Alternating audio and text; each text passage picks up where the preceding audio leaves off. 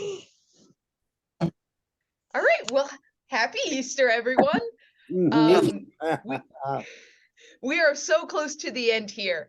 And so there is, this is really, we talked about last time about tying all the plot points together, or tying the plot points up. This continues in that kind of falling action. Let's make sure all the little details are taken care of. The one thing I will say for setting the stage today is this isn't, the next two chapters are not necessarily setting the stage for Exodus, but for the world that the people knew when they were reading this. This sets up actually the end of the book of Deuteronomy and the beginning of the book of Joshua.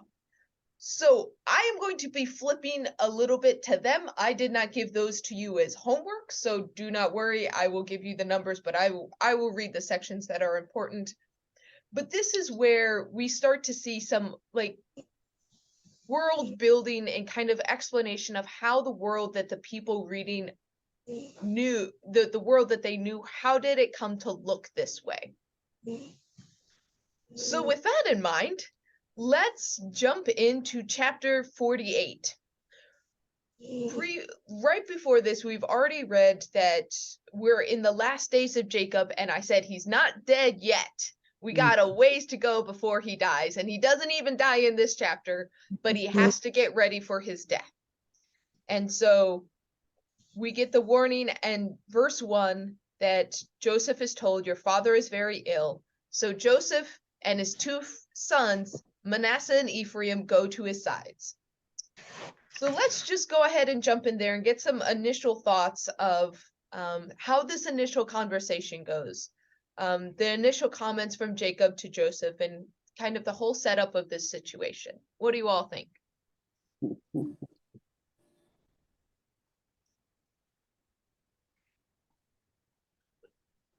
Well, Israel was strong enough to sit up in bed. That was nice that he could sit up, and he's about ready to meet his grandsons, and so it looks like he's ready to do something important.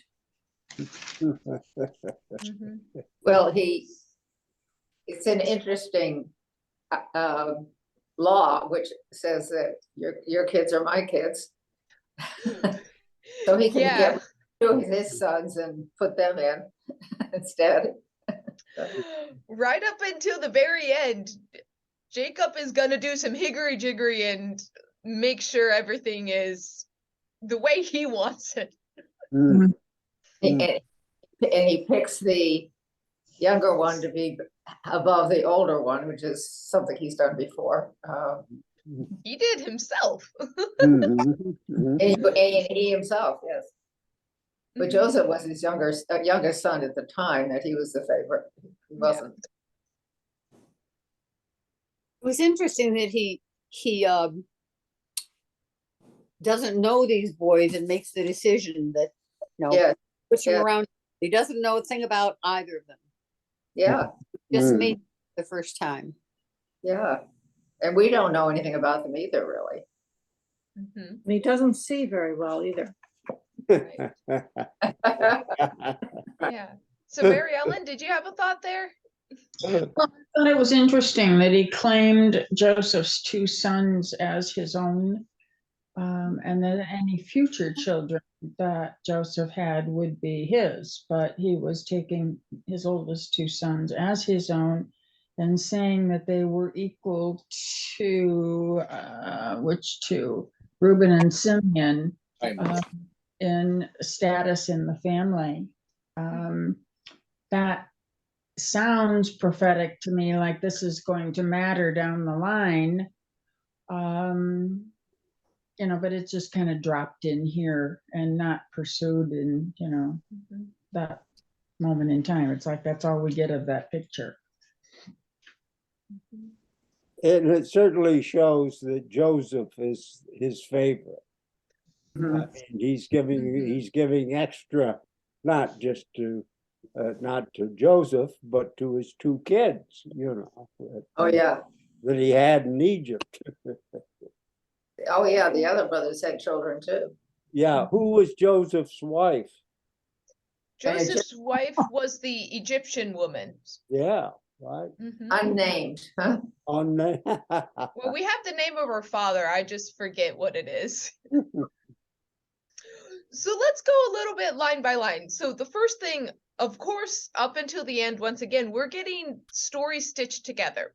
So I don't know if you all felt that there's a weird abrupt change halfway through Jacob's talking to the boys.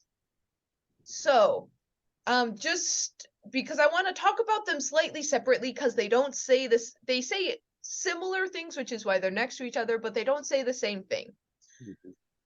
So we have verse 2. When Jacob was told, your son Joseph has come to you, he summoned his strength and sat up in bed.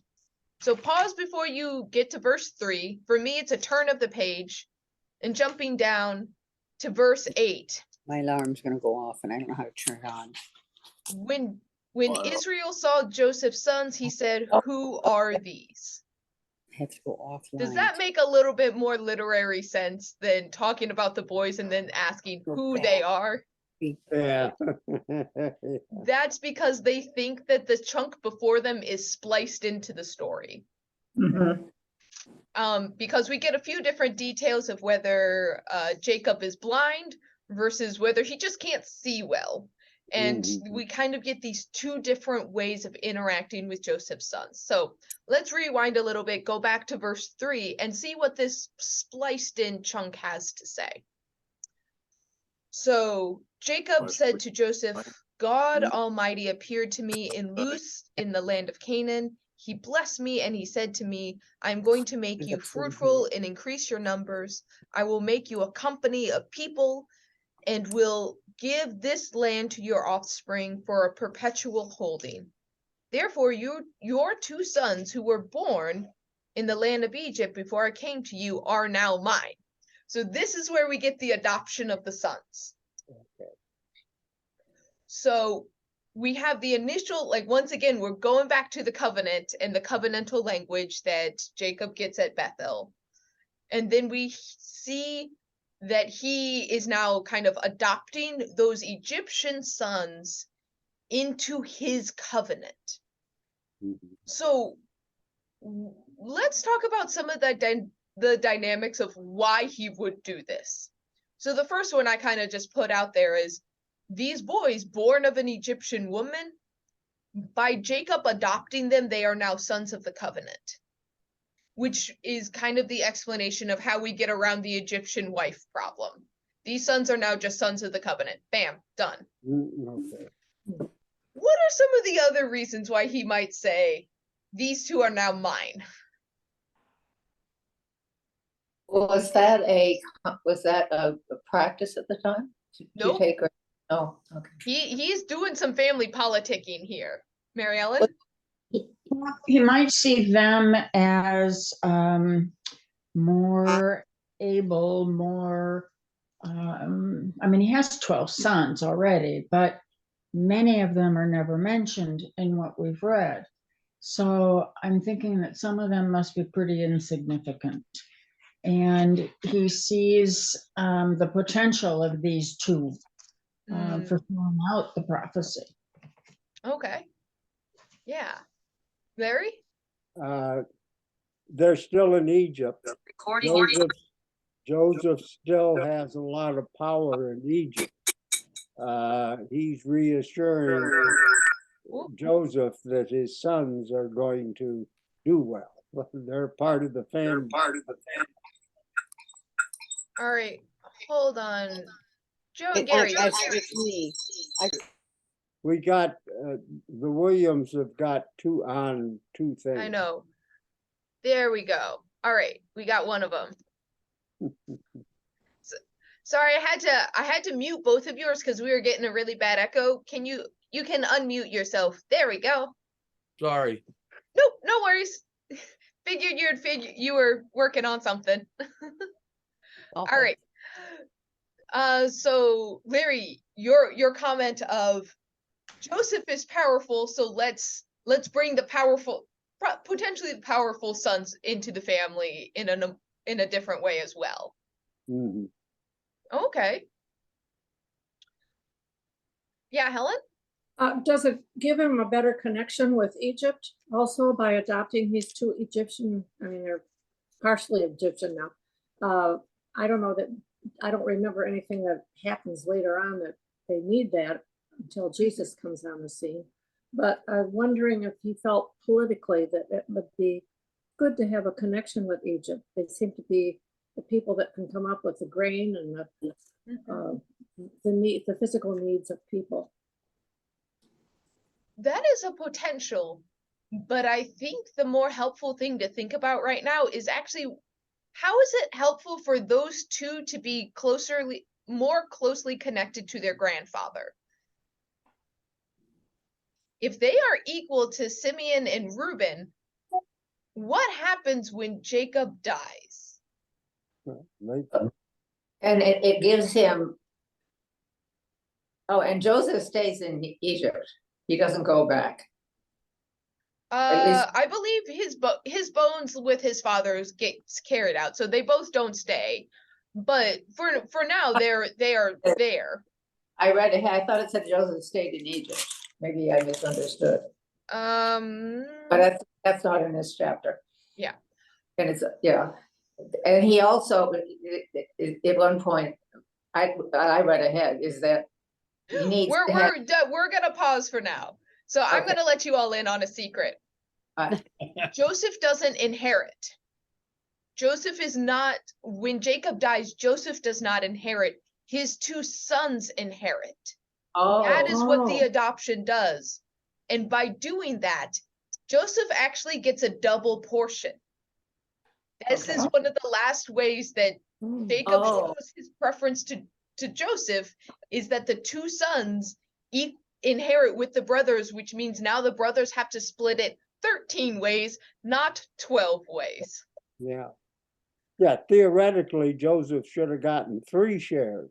I mean, his own and his 2 kids. So it's a strange inheritance. It is.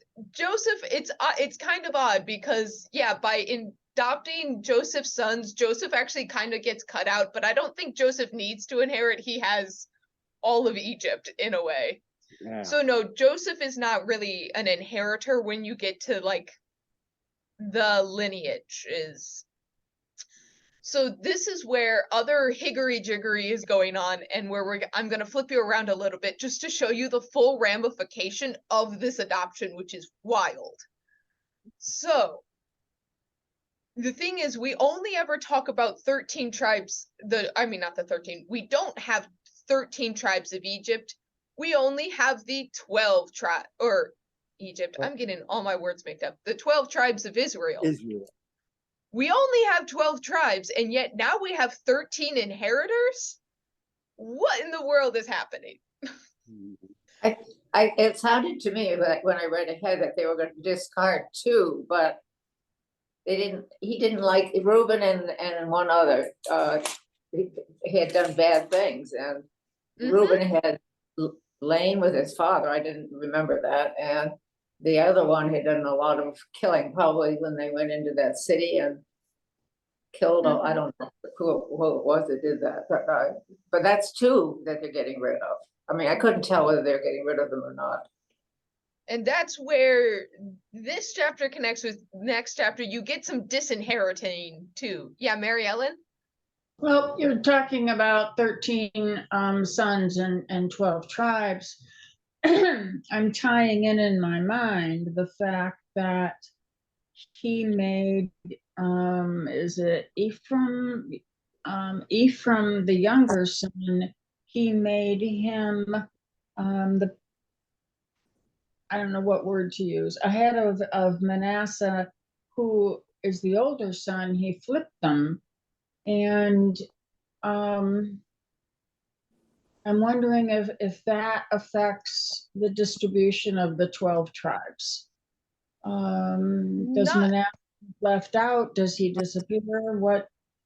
What's going on? So we will get to that because that's tribe politics way down the road, but that is a great guess.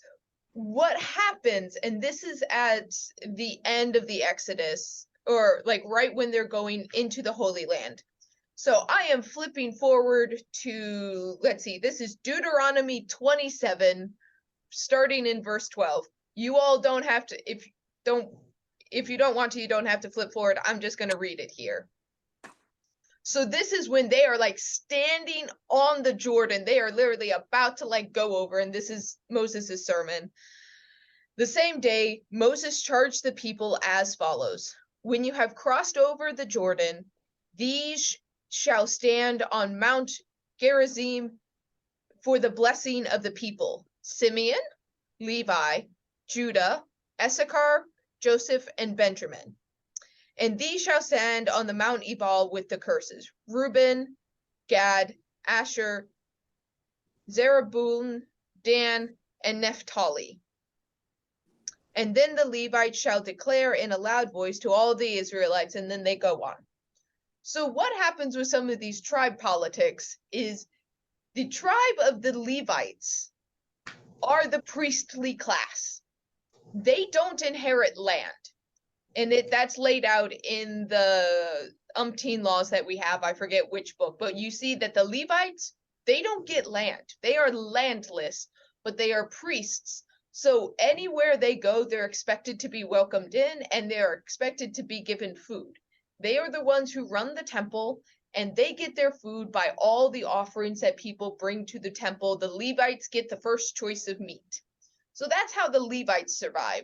But they are not accounted for in the tribes of Israel when you see the map of them. Interestingly, Reuben gets verbally disinherited but still gets land somehow. That one's kind of confusing. So like Reuben is a landed tribe without the blessing, which is once again just kind of fascinating. And then the next time we see all of these pop up is in the book of Judges. So this is you have Exodus, Numbers, Leviticus, Deuteronomy, Leviticus, Numbers, Deuteronomy, and then at the end of Deuteronomy, it switches over to Joshua. Joshua is when when they go in and they conquer and they do all those things, and they basically take over. That's where you get all the the walls of Jericho falling down. They are basically a militant clan battling everyone. And then the book of Judges come, and this is when they start to settle. And from, I believe, chapter 9 to chapter 13 in the beginning of Judges, it is just laying out where the different tribal lands are. And that is once again where we get we see which tribes continue on and which tribes land in which places, which is why we get this map right here. So I've shown you this map before, and this is the map that's basically described in the book of Judges. So you have Judah and Simeon, you have Reuben over here, which is on the other side of the Dead Sea, Benjamin, Dan, Ephraim, which is here. We have Manasseh, which is this big chunk of land, Gad underneath, Issachar, Zebulun, Naphtali, and Asher. So these are the 12 tribes as you hear it talked about.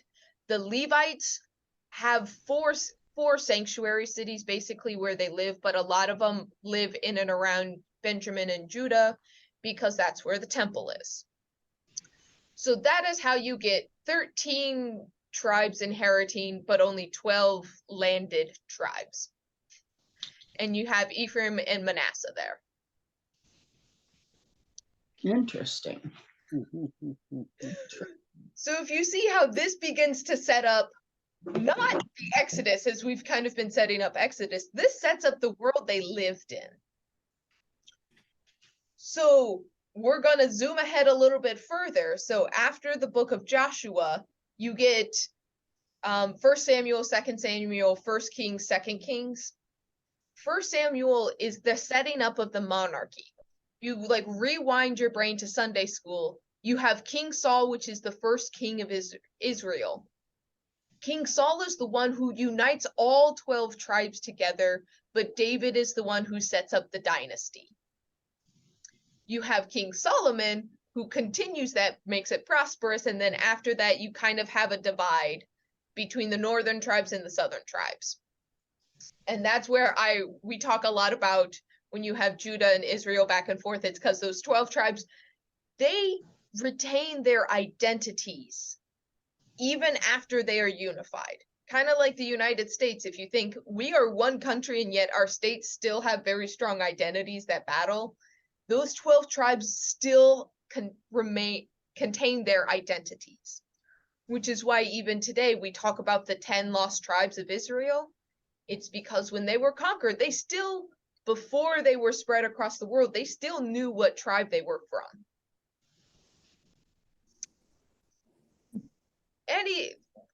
Any thoughts or anything with that long explanation there?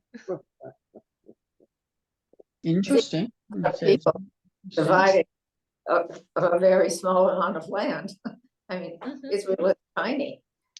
Yeah, to put it in perspective, that whole chunk of land that I just showed a map of, it's the size of New Jersey. Yeah. So some of them got really small plots. Right, yeah. But we'll talk a little bit about that, because when I first looked at the map, I was a little confused because Manasseh has this huge chunk of land and he's not the one that gets the blessing. So Is it undesirable land? Is it mostly desert? I mean, the only thing that comes to mind is you get a bigger share if it's really poor land. that's exactly what happened. Okay. Yeah, you hit it on the nail. There's some other things that go into it, but we'll get it when we hit well, we might as well talk about it now. So we know that he switched his hands and blessed the boys in reverse. So Manasseh gets a very big chunk of land. Ephraim is a very important chunk of land. That is the difference. It is much more fertile. The other thing is, Ephraim is where a lot of the holy sites are contained. So Bethel, where Jacob has had a lot of holy moments, we got Jacob's ladder, we got Jacob wrestling, all of those sites, they're in Ephraim. A site that becomes important is the site of Shiloh, which basically becomes, when the tribes split, that becomes basically the capital of the northern tribes of Israel. So basically Ephraim is small but important because it has all the religious sites and it has the capital buildings. So that is why that little chunk of land is very important. That is just a lot of open space up there.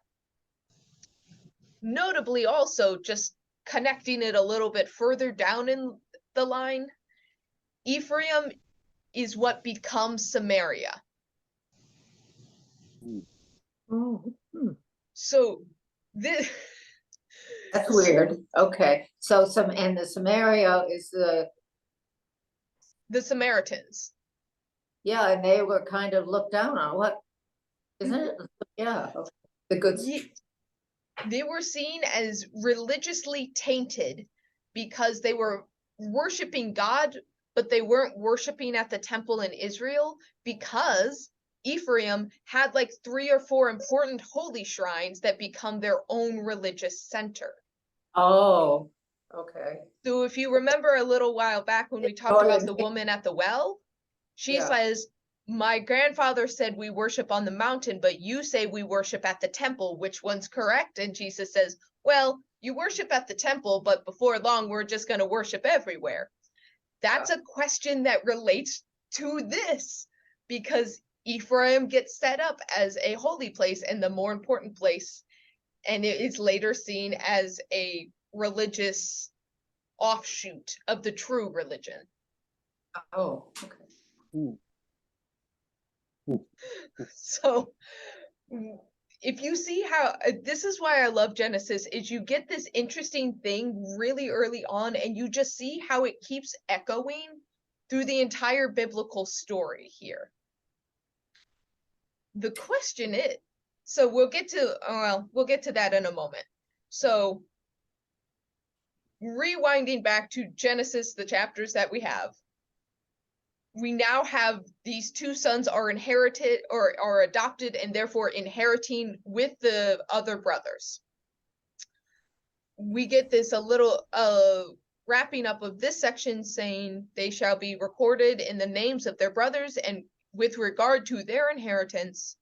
For when I came to Padan, Rachel alas died in the land of Canaan, while there was still some difference to go, and I buried her there on the way to Ephraim, which is Bethlehem. So we get the adoption, and he's kind of adopting them because Rachel died, which is a weird explanation, but it's the one we're given.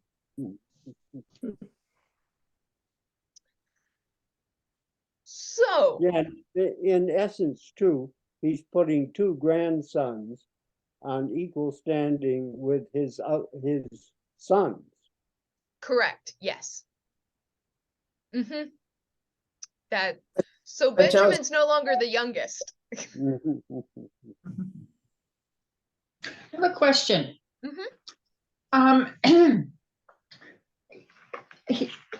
Jacob said that Joseph's two sons would become his own, but then any future children of Joseph would remain his. Yes. Were there more children? Did Joseph had more, or were these his only two that now had been adopted by their grandfather? I do not actually know that. Okay, just curious, because it could set up some real family conflict between those who were chosen to inherit and the ones who came along later who did not. So I just, It's the only wife that his Egyptian wife is the only one that's mentioned. Is that she might have a concubine? I don't know. So this is one where once again there's the story narrative and then there's the explanation of the world that is. In the narrative of the story, yeah, that probably would set up some family drama. I don't know if he has more sons, but that's one where he is elevating grandsons to sons, which means Joseph technically inherits more, but any sons after that does put them in kind of this weird limbo state. But I don't actually know if we have record of what happens after that. But there is also a little bit where, once again, we're in this like explanation of the world as is, and this is just kind of wait, Ephraim and Manasseh were not part of the 12 sons. Where did these two tribes come from? Oh, here's how they ended up there. They were sons of Joseph. Why isn't there a tribe of Joseph? Well, this is how. And so you see kind of the explanation of the world as it is. So then we make a jump back to the other story where after adopting these boys, in the story at least, we have Israel, note the name change, saw Joseph's sons and he said, "Who are these?" So so I find it funny when these stories are stitched together because he just adopted them and looks up and goes, "Who are these two?"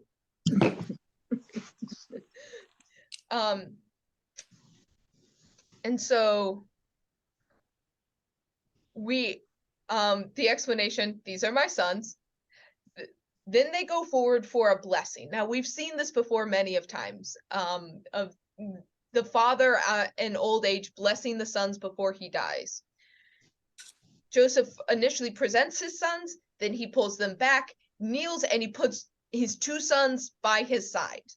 So he has Manasseh on his right side and Ephraim on his left side, basically cueing the father of, this is my firstborn, this is my secondborn.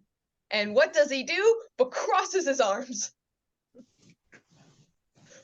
What do you think about this final trick, like trickster to the end? He's like, why would he do this?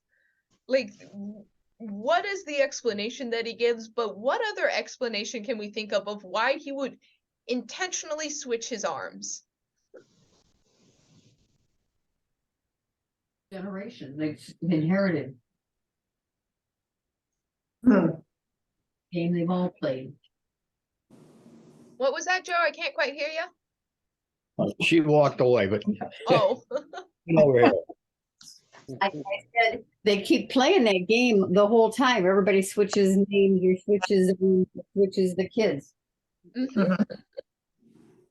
Do you think it was maybe just one of his last he wanted to show his power, his position, that he could just I'm still calling the shots. It very well could be. Mhm. Yeah, Clay? Well, we know he can't see very well. So is he suspecting that Joseph might try to trick him? And just intentionally switches, thinking he might have been trying to trick him. And that this would be the right way. I don't know. It's just right. Well, this is because really crazy. that goes straight back to what he knows what he did to his father. So it's like, I know Yeah. we're safe proofing this. Yeah, Mary Ellen? What significance does it have? Which son is in which position? I mean, they're both equally inheriting from Jacob. Mhm. So this goes to the idea of right and left hand being of different places of honor. So the right hand is the clean hand, the left hand is the not so clean hand, because that's the hand you take care of your business with.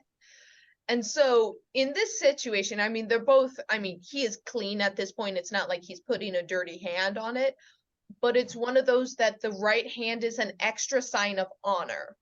So if the one that is blessed with the right hand has it's a blessing on blessing kind of a thing. It's while they may inherit the same way, we've seen through the story that the blessing is just as important as the physical inheritance, and you want the blessing from the right hand because that is a place you are being honored while you're being blessed. Yeah. So it's kind of reserved for the eldest. I mean, we even still retain some of this of being a right hand man. That it's still, we kind of still have a little bit of this, so it's just like a little extra blessing there. Okay. So the response is, hey dad, don't you know this one here is the one I meant you to put your right hand for the extra blessing on? And he goes, no, I know which one I'm doing. I know exactly what I'm doing. The other thought here that I was reading in my notes is something that, and that we do see some connection with this in scripture, is sometimes when you lose your physical sight, there's an assumption that you gain a spiritual sight. So he may be being prophetic at this moment, which is kind of the explanation that's given, is he's not just looking at the boys as they are, but the tribes that will be. And this is why it connects that Ephraim is the more powerful of the tribes. And so once again, is this prescriptive or descriptive? You all get to decide that. But in the text, it's almost as if he can see through the present to the future that will be. So he's giving the greater blessing to the tribe that will be more powerful, and he can see through that, which is why he switches it up. Or he's being Jacob and just does this because he's gonna be a contrarian to the very end. Right.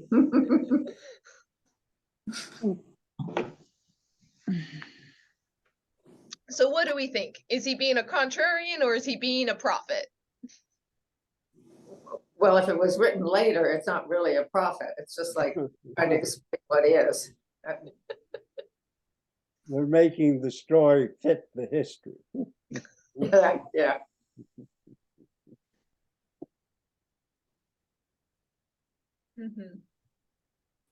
Okay. So we do have these two blessings. So the first blessing, he blesses his son Joseph. So Joseph does get a blessing even if he doesn't technically inherit. No. So he blesses Joseph saying, God, the God before whom my ancestors Abraham and Isaac walked, the God who has been my shepherd all all my life to this day. The angel who has redeemed me from all harm, bless the boys, and in them let my name be perpetuated, and the name of my ancestors Abraham and Isaac, let them grow into multitudes on the earth. So this is kind of like a blessing over all of them, because Joseph's in the center, he's blessing the boys, he's switching it up, but it is kind of this joint blessing. So what are the details that we've heard, that you hear from like the entirety of the story of Genesis? What details from that do we hear in this blessing here?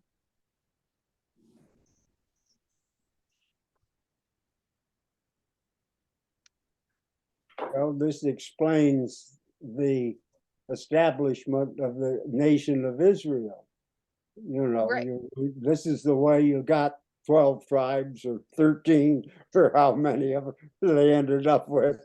I'm still not certain. You know. Which one ends up being the priestly? Which son ends up being? Levi. Levi does. Of course. Oh, that's it. Well, Mhm. okay. So we have Abraham and Isaac being evoked. And I find it interesting that the way it's phrased, of the God before whom my ancestors Abraham and Isaac walked. There's almost like a closeness and a present of like these two people walked before God. Yeah.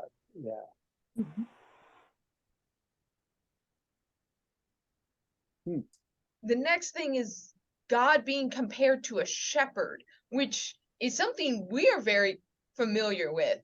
But it's one of the first times that like these are hurting people, but now God is also being compared to the shepherd. And Jesus is later. Exactly, right. This is how old that metaphor is, but this is still like kind of the first time we're seeing it, is God has been a shepherd to Jacob.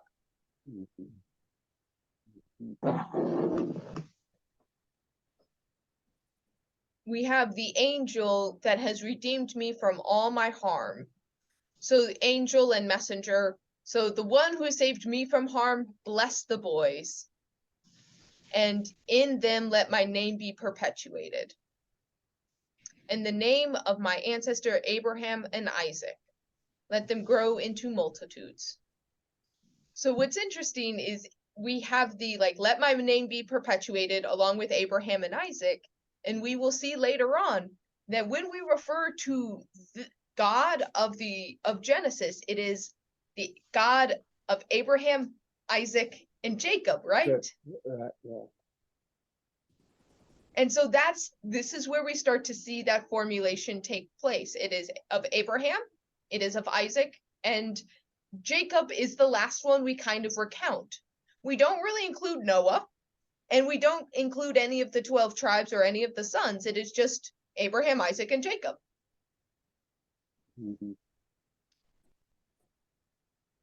And then we have that final little cue of like, of the covenant, they will multiply. We have the blessing, and they will be there will be many.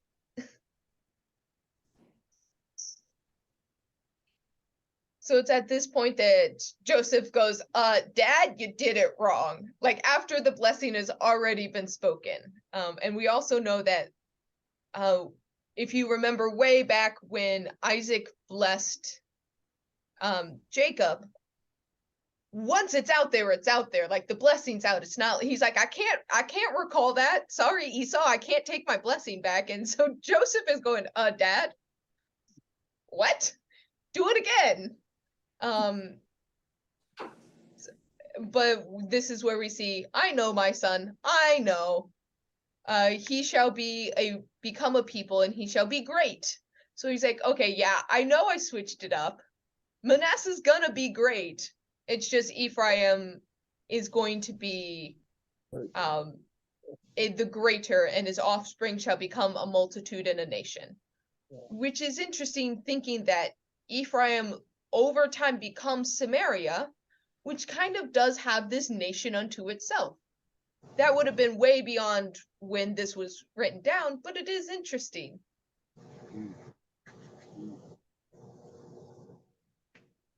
And so we have this last blessing. By you, Israel, evoke my blessing, saying, may God make you like Ephraim and Manasseh.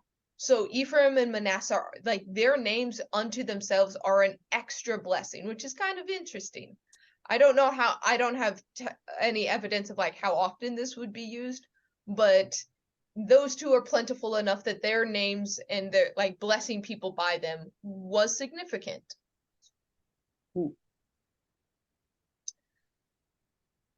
And so this last little bit here in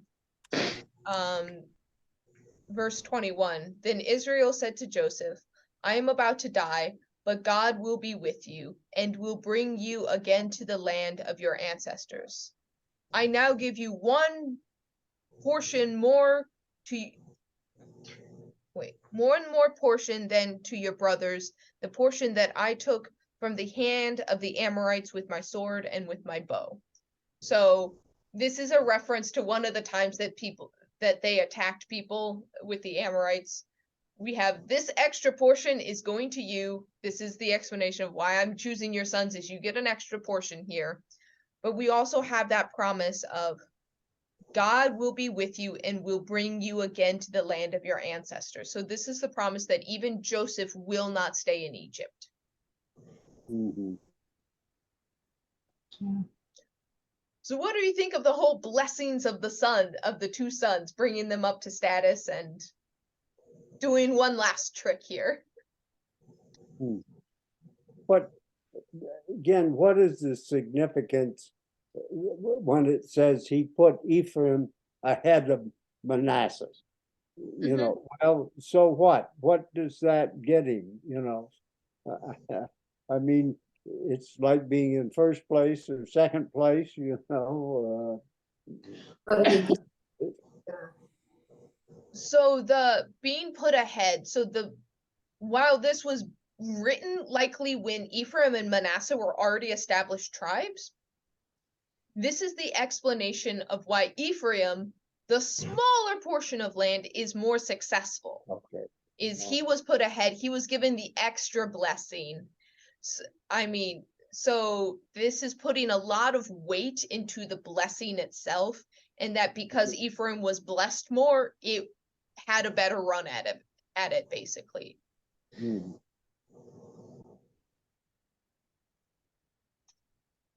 Any other thoughts?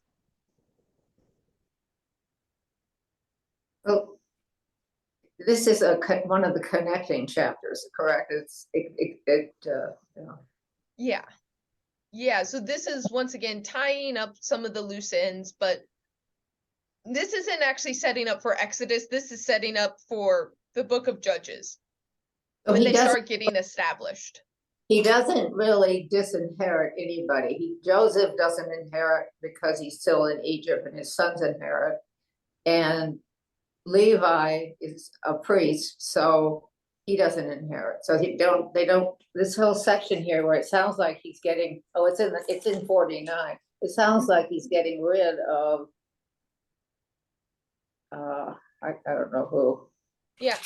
Reuben and the other guy who did the killing. So, but he doesn't disinherit them at all. So since we have like 15 extra minutes, let's zoom ahead a little bit because it connects in and will help smooth out some of this. I just wondered. Yeah, so I thought at first that he was trying to disinherit some of his sons, but he's not. And Joseph doesn't inherit because his sons do. And I'm not quite sure why he chooses to do that, but Joseph's got his hands full in Egypt. Making sure everybody gets food. So, dipping our toes into 49, we see that after Joseph, Ephraim, and Manasseh are all like kind of talked to already, he calls the rest of his sons in and says, gather around, so I will tell you what will happen in your days to come. So this is once again, he's kind of setting himself up as a prophet. Let me tell you how things are going to go. Assemble and hear, O sons of Jacob, listen to Israel your father. So the first one he addresses is Reuben, the firstborn. You are my firstborn, my might, and the first fruits of my vigor, excelling in rank and excelling in power. So that sounds pretty good right there, right? Reuben, you've done a great job. You are my firstborn. Good job. You did all the good things. But then he continues, unstable as water, you shall no longer excel, because you went up into your father's bed, then you defiled it. You went onto my couch. Where is this? That talked about earlier? Because I don't recall that he did that. Yes. Yeah, So but- Okay. if we flip over to chapter 35, that's where it is. It's in 35, okay. Mm-hmm. But So he still becomes one of the 12 tribes. yeah, And he also protected Joseph. mm-hmm. Okay. Yeah, so you see this kind of like mixed status of Reuben, the firstborn. So let's see. I'm still finding it. There we go. 35 verse 22. While Israel lived in the land, Reuben went and lay with Bilhah, his father's concubine, and Israel heard of it. Oh, it was his concubine. Yeah. That's what I thought. I didn't think it was. Mm-hmm. Yeah, Yeah. so it was Bilhah, the concubine. His but- father's dead, but his father wasn't there. It was his concubine. Okay, I remember that. Yeah. So Yeah. if you remember, we talked about it then. We said this happened. Remember it, because he doesn't do anything about it, but he will. Yeah. Yeah, Larry? But Bilhah did bear some of Jacob's sons Mm-hmm. Yes. who were, who are in this counting of 13. So, Exactly. So it's like sleeping with your stepmom. yeah. It's still no. You're still not supposed to do that. Right. Oh, okay. So we do have this, like, you have been blessed, but that blessing's gonna run out. Like you're not gonna exceed it. You're not gonna be profitable anymore. All your things, like, that's come to an end. The next one is Simeon and Levi are brothers. Weapons of violence are their swords. May I never come into their council. May I not be joined in their company, for in anger they killed men, and at their whim they hamstrung oxen. Cursed be their anger, for it is fierce, and their wrath, for it is cruel. I will divide them in Jacob and scatter them in Israel. Yeah, Mary Ellen? But Levi becomes the priestly clan. Right. They do, but they are scattered. Yeah. So that's where you get the scattering. Simeon does inherit, though, which is interesting. But the Levites were also warriors. Mm-hmm. So the question is, do you all remember the story that this one connects to? Why is it that these two are considered angry warriors of weapons? Look, when they were coming back from someplace, they came across, it was when Jacob was coming back from staying with his uncle. Was it? They were going, no, I forgot when it was, but there was a tribe wanted to absorb them. And there they you go. Yeah. Mary pretended- Ellen? pretended they would do it, and they killed them all. Yeah, Mary Ellen? Aren't these the two that wanted to put Joseph in the pit? And wanted him to die in the pit, and Reuben saved him? Oh.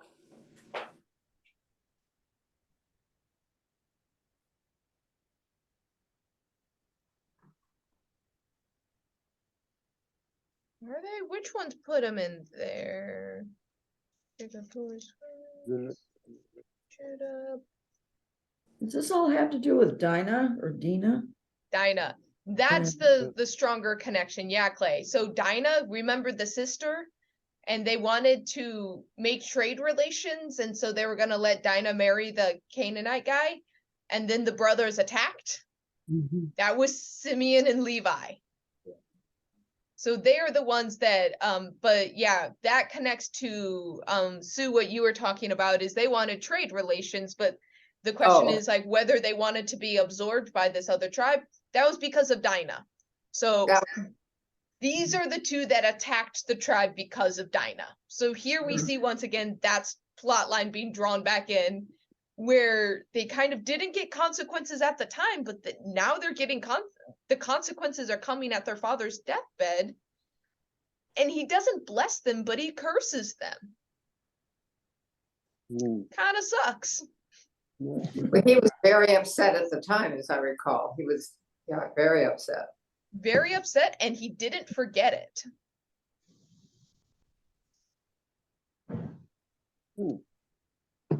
So then it switches and it says, let's see, we only have like 5 minutes. We can keep going a little bit. Judah, your brother shall praise you. Your hand shall be on the neck of your enemies. Your father's son shall bow down before you. Judah is the lion's whelp. For the prey, my sons, you have gone up. He crouches down and stretches out like a lion, like a lioness. Who dares rouse him? The scepter shall never part from Judah, nor the ruler staff from between his feet, until tribute comes to him, and the obedience of the people is his.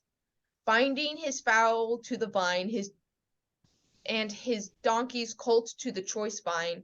He washes his garments in wine, and his robes the blood of the grapes. His eyes are darker than wine, his teeth are whiter than milk. Wow. Quite the blessing there, right? Notably, Judah is the one that becomes the most prosperous of the tribes. It is the home of Jerusalem. It is the center of all things.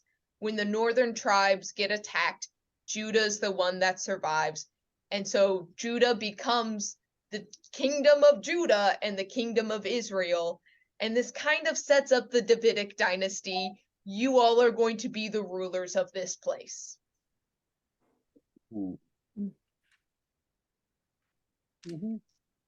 Any other observations from that long blessing?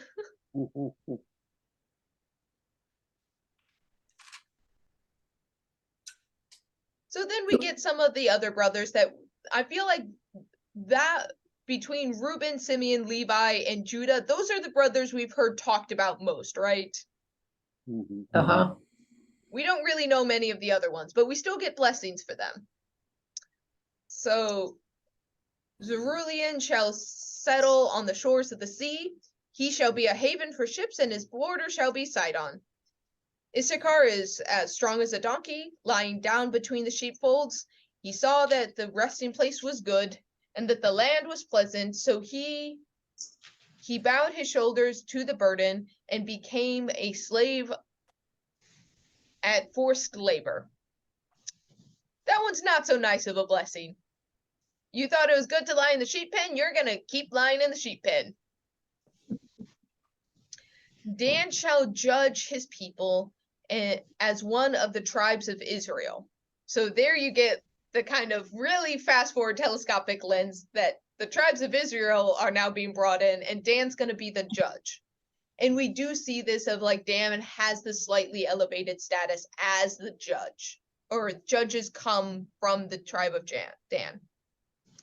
Dan shall be a snake by the roadside, a viper along the path, that bites the horse's heel so that the rider falls backwards.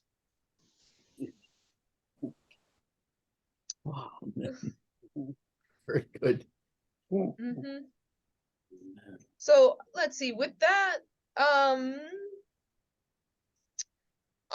will say let's stop there, if only because I want to do a little bit of research on the rest of these, because I know less about the minor tribes now. and I want to see how much this actually will, I want to do some reading to see how much it relates to the tribes and kind of what their personalities and their roles were.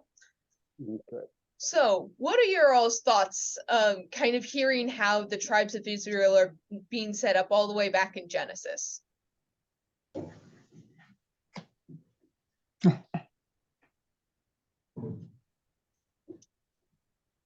Yeah, just interesting historical facts, good to know, kind of a thing. Well, you know, since it wasn't written at the time, Genesis, in that period of time, it's primarily an explanation, I think, of what is. And everything practically in Genesis is an explanation, including how the earth is. Yeah. And what God is like. Mhm. It reminds me that, you know, one of the things that Max said, and I've said this many times, that in my,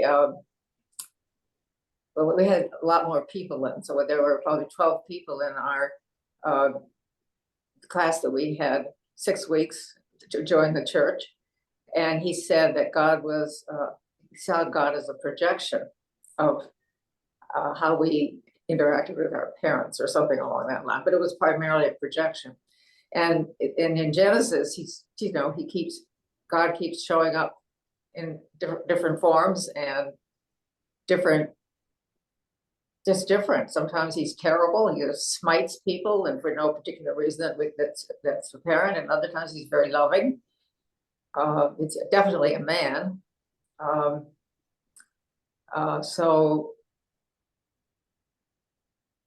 it's an interesting, you know, it changes over time. But the God of Genesis is not the God of Jesus, for sure. Or the of Jeremiah, or of Isaiah, or Any other thoughts for today? All right, well, we'll call that a wrap. My question for you all before next time is, you kind of saw how 49 was. 49 is kind of the continuation of those blessings, and we can read a little bit into those. And then we get Jacob's death. I'm wondering if you all feel like chapter 50 is a bit beefier. If only because it goes back to narrative and not just blessing. Do you all want to take two more weeks to cover that?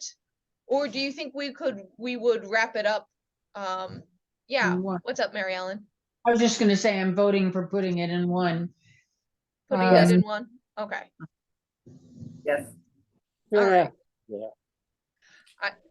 I did want to do a little bit more reading on the rest of the tribes, but I feel like we're not going to have a full studies worth of information for that. So, I'll adjust the schedule for the Exodus classes, but we can just plan to wrap up Genesis. I want to have a little bit of time just to have some reflections of the book of the whole, and kind of what I would love to hear from you is what your favorite tidbit or favorite section, favorite story. Think about the thing that you enjoyed most out of this before we jump over to Exodus. Okay. Sound good? Is that for next week or the week after?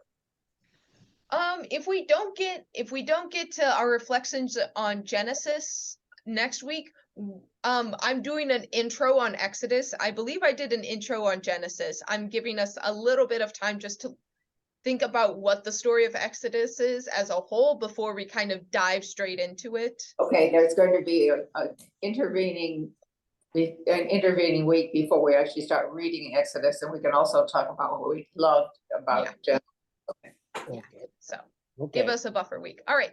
Can I pray us out for today, though? Mhm. All right. Let us pray.